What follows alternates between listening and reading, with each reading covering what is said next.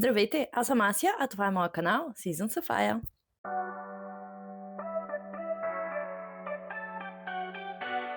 Знам, не сме се виждали от много давно, но няма да се обяснявам, няма да се оправдавам. Такова е положението, такава е възможността. Така че днес съм тук, за да ви запозная с книгите, които успях да прочета. Защо го държа този микрофон натам, не знам. За да ви запозная с книгите, които успях да прочета през месец май. Да, осъзнавам, че вече е края на юни, но it is what it is. Така че, направо минавам нататък, после ще ви занимавам с всички други, да се абонирате, да коментирате, всичките тези неща ги знаем. Така че, започвам подред. Този месец успях да прочета цели 7 книги, не е кой знае колко бройката, бройката за месец юни също няма да е кой знае колко главозамайваща, но пък като цяло прочетох много добри заглавия, така че започвам с първото, което е Пътеводител на галактическия стопаджия от Дъглас Адамс. Оценка 4 от 5, слушах я в аудиоформат, в Storytel, много ми хареса, забавно ми беше, през май имах нужда малко по... Не всички, но имах нужда от нещо малко по-забавно и така или иначе се канех от доста отдавна да прочета въпросната книга на Адамс, която, както всички знаете, е класика в фантастиката, много забавна, много хубава идея и ще прочета и останалите. Знам, че има продължение, нещо за някакъв ресторант беше. И така, това е първата книга, хареса ми и определено мисля да прочета и останалите, както вече го споменах. Втората книга, която прочетох, е Троя на Стивън Фрай. Предполагам, че знаете. Така, вижда ли се нещо? Нищо не се вижда. Така може би е по-добре. Предполагам, че знаете.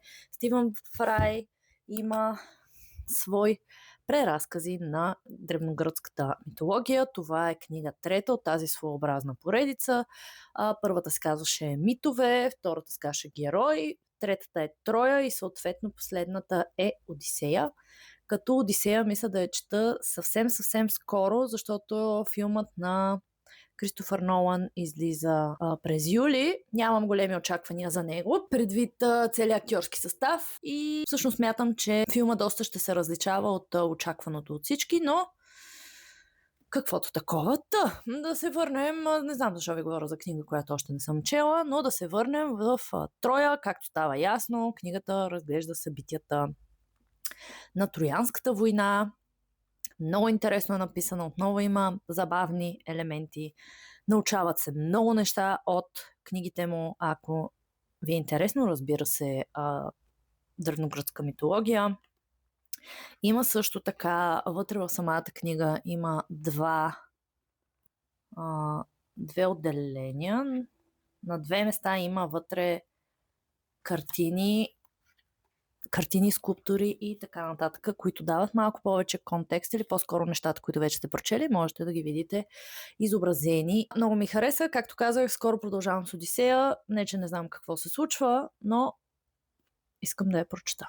Следващата книга, която прочетох е The Passenger на Кормак Маккарти, книга, която си купих преди 2 или 3 години от Швеция, от летището. Предполагам, че съм ви споменавала. Гледам да купя всичко, което намеря на Кормак Маккарти. Така че имам доста голям брой книги негови вкъщи. Четохме я заедно с едно книжно другарче. Тук в тази книга мога да кажа, че Маккарти е доста различен. Доколкото знам, тази книга е писана много дълго време. Бих казала, че бих могла да спекулирам, защото не съм голям критерий и разбирач, но мисля, че си личи кои части кога са писани. Доста е предизвикателна. Също така искам само да кажа, че книгата сравнително наскоро излезе на български език от издателство Кръг. Тук някъде ще ви сложа корицата им. Доста е предизвикателно за четене на английски език, доколкото разбрах на български е малко по-добре, но винаги в началото на всяка една глава има една част, така да се каже, която е написана от човек, който са диагностицирали с шизофрения. Доста измислени неща има вътре на английски език, съчетавания на думи, доста бих казала, че е доста трудна за... Не е трудна, но е... Не е лесна за четене, хайде така да го кажем.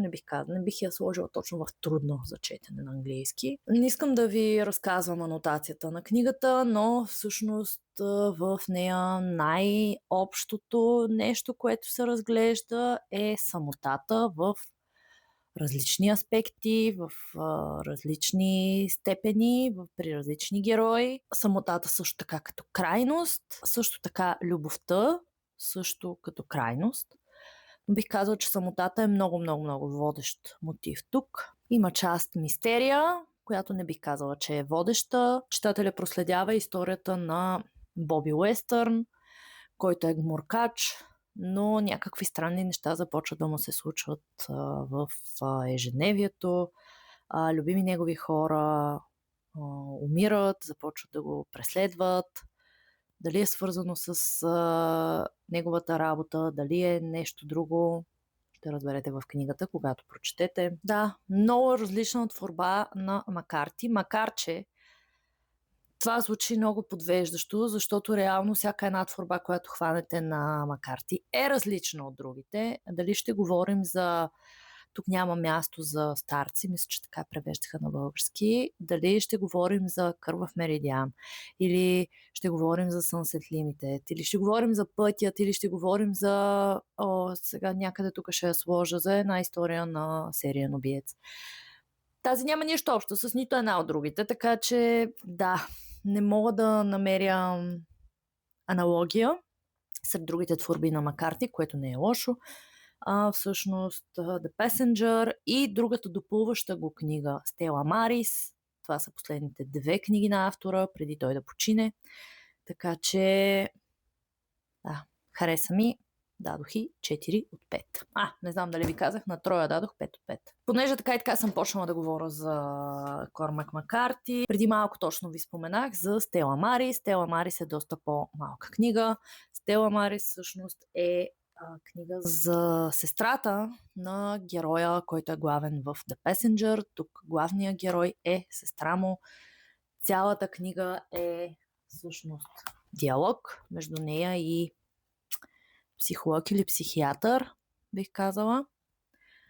Много е интересна, много се задълбава в физика. Също така забравих да спомена, че също и The Passenger има много физика. Много интересен поглед над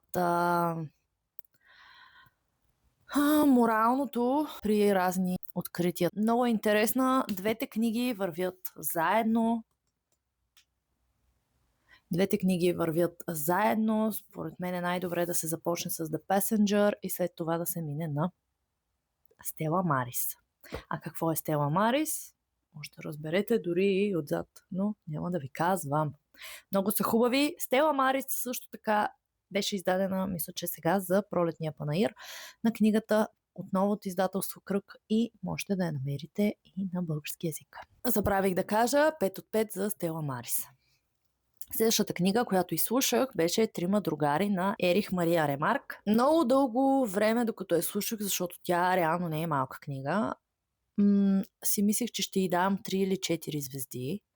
Но колкото повече се доближава от средата нататък, колкото повече се доближавахме до финала, толкова повече ми харесваше книгата. Така че накрая изложих 5 звезди. Както става ясно от заглавието, всъщност книгата разглежда и историята и приятелството на 3 мъже, преживели Първата световна война.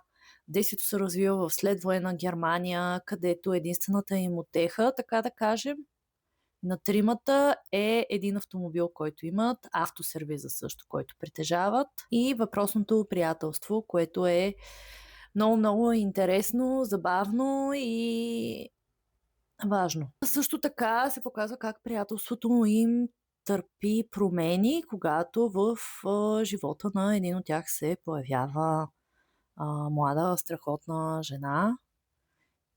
Как динамиката на приятелството им се променя по един или по друг начин. Много топла книга, много тъжна книга също така. Знам, че двете неща са звучат доста различно, но всъщност е много хубава книга, която класика, модерна класика, така че Ако не сте чели тази книга на Ремарк, прочетете я. Заслужава си абсолютно напълно. Следващата книга, която изслушах, е Записки от Шато Лакрот, Резиденция за окучане на Мария Касимова Муасе. Бях започвала да я слушам преди доста време, но я спрях. Изслушах първата книга, защото това реално е втората. Изслушах първата книга.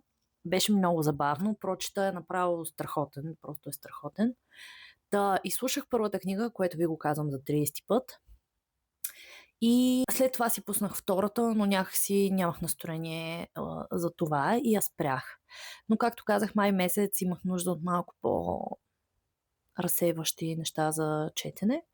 Така че си пуснах втората книга, именно Резиденция за окучане.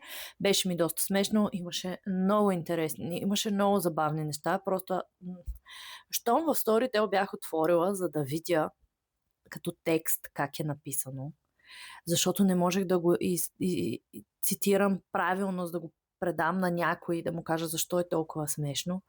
Просто имаше страшни попадения, много ми хареса, много забавно ми дойде, точно на място, така че дадох 4 от 5 звезди. И много ще ми е интересно, ако ще има следваща някоя книга за Шато Лакрот. И да е прочетена пак от същата мацка, ще й запиша някъде името, защото с имената съм зле. Така и последната книга, която прочетох, е всъщност последната излязла от моята любима поредица за... Така вижда ли се нещо? Сигурно не. За Еди Флин, а именно Two Kinds of Strangers на Стив Кавана. Книгата също така излезе на български език. Ще оставя тук корицата й. Страшно много ми хареса. Няма какво повече да ви обяснявам. Обичам да съм в света на Еди Флин, обичам да съм в неговите дела, с неговите проблеми, с близките му, с всички машинарии, които се правят с интересните случаи, така че много ми харесва, много добре беше завъртял цялото действие. Напомням отново, че тук говорим за правен трилър, съдебен трилър. Правен ми звучи малко странно, но съдебен трилър. Това е книга 9 от поредицата. Това може би тази поредица и тази на Юнес Бьо за Хари Холе. Може би това са единствените поредици, които са ми задържали до толкова интерес, че да продължа до края с тях. Макар че, както знаем, тази година чакаме нов Хари Холе, което е страхотно. Но пък нямам да прочитам още 3 преди да излезе тя. Както и да е. Страхотна е книгата. Пак ви казвам, ако не сте чели нищо за Еди Флин, мога да ви кажа да започнете просто. Ако обичате съдебни трилъри с щипка шмекери от улицата, направо давайте. Няма как да не харесате Еди Флин. Ако не го харесате, ще е много странно. И така, всъщност, това са моите прочетени книги. 7 книги, много успешно, оценки само 4 и 5, което е страхотно, въпреки бройката. Мога да ви кажа какво чета сега, не знам дали ще ви е интересно, но в момента чета Силата на малцина на Джеймс Айлингтън. Това е втора книга на волята на мнозина. Чакайте, че мнозина малцина. На волята на мнозина. Страшно много ми харесва. Останали са ми 200 страници от 770. Това е преди речника, който е накрая. И много ми харесва. Допълнително чета 6-та книга от Хелън Филдс за Люк Каланак. Поредицата, която издават издателство Бениторио в България. Наскоро излезе 4-та. Но аз реших, че ще продължа и с останалите на английски, защото когато минава повече време между тях, забравям какво се е случило с главните ни герои в предишните книги и е малко объркващо. Също така слушам Кара Еврен. Останали са ми едни 20% горе-долу от книгата, но я давам много бавно, защото знам, че като свърши, нямам друго. И не искам толкова бързо да излизам от този свят. Така че бавничко си я кретам и нея. И всъщност това са книгите, които чета в момента. След няколко дни приключва месец юни. Така че ще ви кажа и през месец юни какво четох. И така. Съжалявам за късното включване. Осъзнавам, че е края на юни и ви говоря за май месец и за четива, които съм успяла да мина през май, но това е живота. Радвам се, че ме гледахте, а ако ви харесва съдържанието, което правя, ще се радвам да се абонирате, да цъкнете на камбанката. Също така ще ми е интересно да ми кажете вие какво прочетохте през месец май, имаше ли разочарования при вас, коя книга се открои най-много, чели ли сте някои от споменатите от мен книги, препоръчайте ми някое четиво, кажете ми нещо интересно. И така, благодаря ви отново, че ме гледахте. Довиждане и до скоро!